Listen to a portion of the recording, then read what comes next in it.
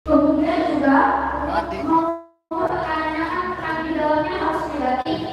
Kita memiliki di sini namanya manometer. Jadi nanti dihubungkan ke sini, tekanan di sini harus negatif. Jadi kalau tidak ada simulasinya atau tidak ada orangnya, jadi tidak kita hidupkan. Kasih tahu teman-teman apa namanya tekanan negatif. Kasih tahu nanti apa sih tekanan negatif? Tekanan negatif karena di sini kan suspek atau terduga, jadi dia kan misalkan coronavirus ini penyebarannya bisa dalam nafas. Jadi nafas orang di sini juga akan difiltrasi dalam alat yang ada di sini. Jadi memang harus bertekanan negatif sehingga tidak keluar, tidak mencemari udara yang ada di luar dari jalan tersebut. Jadi karena bisa menular melalui udara pernapasan, maka si orang dengan observasi tadi dimasukkan ke sini, kayak di siap jelasin ke kita tadi. Udara yang keluar tadi difilter dulu dengan api, di pressure negatif namanya. Ketika bebas keluar, disuruh ke orang lain lebih sama. Kalau kayak ini, kita mau belum ada virus, mau virus, udah.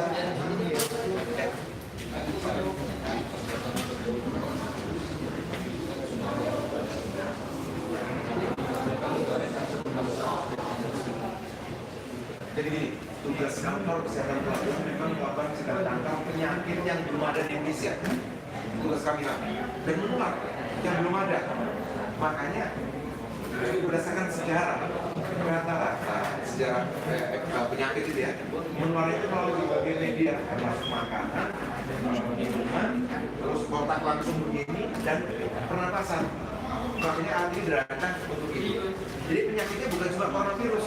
Dulu pernah dengar SARS, MERS-CoV, Ebola di Afrika, masuk ke sini. Misalnya, sel itu sudah pernah digunakan. Treatmentnya apa? Oh ya, bagus. Terima kasih. Kalau sudah digunakan, jadi kan udah terinfeksi. Jadi ada tindakan namanya desinfeksi. Kita punya alat yang semprot aerosol. Jadi desinfeksi semua kuman dan virus meninggal dunia. Jadi semua dan bukan cuma ini aja.